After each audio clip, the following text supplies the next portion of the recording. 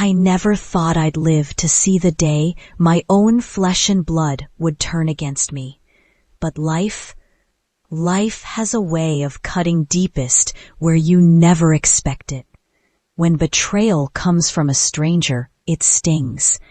When it comes from your family, it destroys you. My story begins with a night I'll never forget.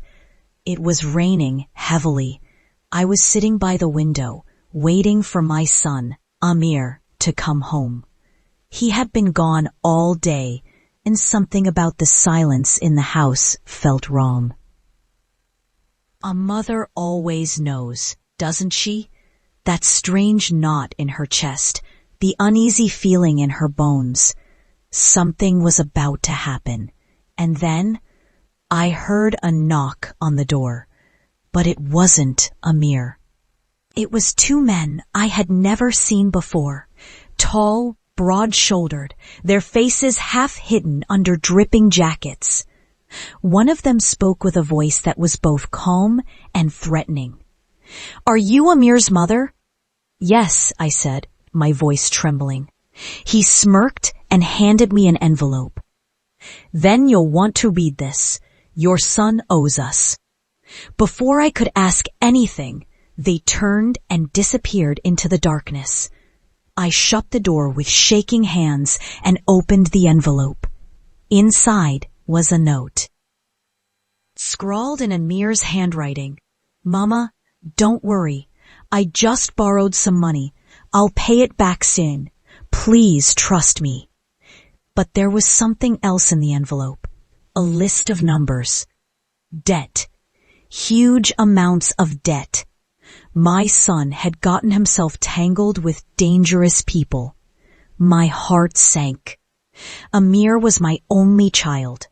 I had raised him alone after his father died in an accident. I had given him everything, every sacrifice, every dream I had. I poured it into him. And now he had brought danger straight to my doorstep. That night, I didn't sleep. I just stared at the ceiling, asking myself again and again, why didn't he come to me? Why would he lie? But the truth I would discover later was far worse than debt. The next morning, Amir finally came home. His clothes were damp, his face pale, and his eyes avoided mine. "Amir," I said softly, "what have you done?" "Mama, it's nothing, just business, don't worry." But I couldn't let it go. I grabbed his wrist and looked straight into his eyes. "Tell me the truth." And for the first time, I saw something in him I had never seen before. Coldness, distance. Like I wasn't his mother anymore, just an obstacle in his way. He pulled his hand back roughly. "Stay out of it. Stay out of it." Those words echoed in my mind all day. Days passed. Strange men began appearing around the neighborhood. They would park across the street, sit in their cars, watching. Sometimes they would pass by slowly, their eyes following me. My heart raced every time I stepped out of the house. Then, one evening, something happened that shattered me completely. I was in the kitchen preparing dinner when I heard Amir's voice in the living room. He was on the phone. His voice was low, urgent. I almost didn't recognize it. It wasn't my boy's voice anymore. "Yes, I've got it," he whispered. "She doesn't suspect a thing. I'll bring the documents tomorrow." I froze. Documents? What documents? Carefully, I peeked from the doorway. Amir was holding a small brown folder, my late husband's folder. Inside were the property papers of our home, the only security we had left in this world. My chest tightened. He was planning to give it away. To them. I couldn't stop myself. I rushed forward. "Amir, what are you doing with that?" He flinched, but then his face hardened. "It's none of your business." "This house is all we have," I cried. Your father worked his whole life for this. How could you? Enough, he shouted, slamming the folder on the table. His eyes were wild, his jaw clenched. You don't understand. I have no choice.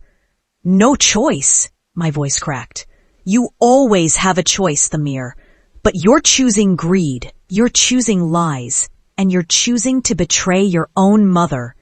His face went pale, but instead of guilt, I saw something darker, hatred.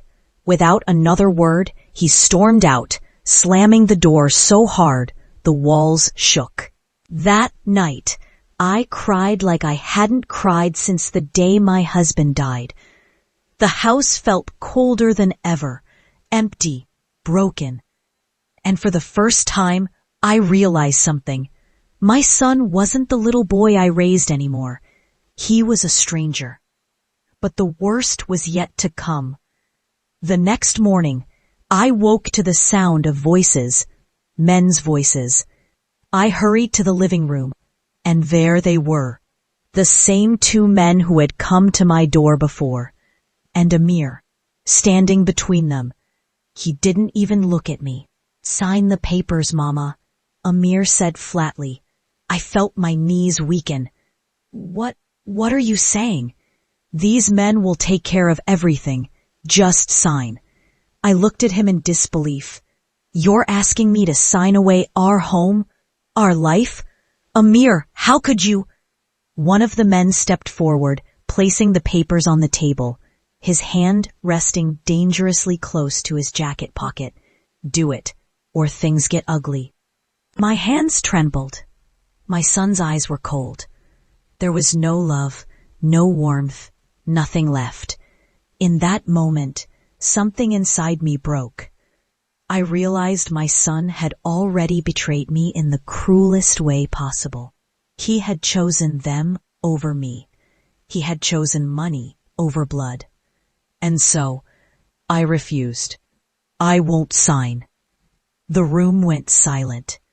The men exchanged glances. Amir's face twisted with rage.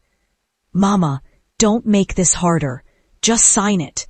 No, I whispered, tears streaming down my face.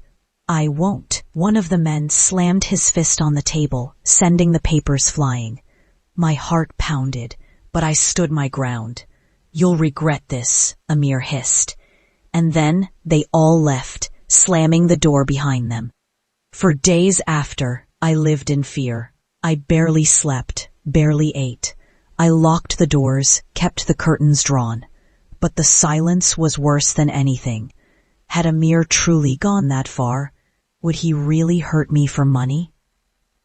Then, one evening, there was another knock on the door.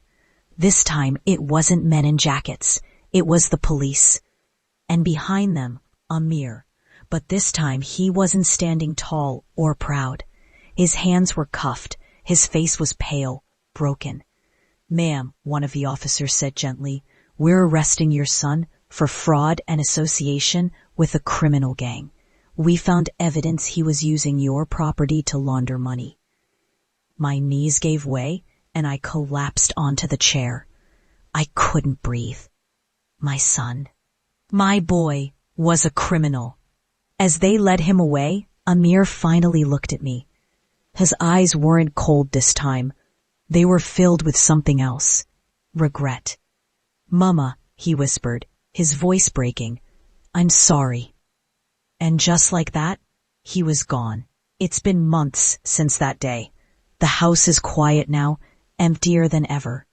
Sometimes I sit by the window, staring at the street, waiting for a son who will never come home again. Betrayal is the deepest wound a mother can carry. Strangely, it also taught me something. Love is powerful, but love without respect, without honesty, it becomes a weapon. I gave my son everything, but I forgot to give him the one thing that mattered most. Boundaries. I forgave every mistake, covered every flaw, hoping love would be enough. But sometimes, love blinds us.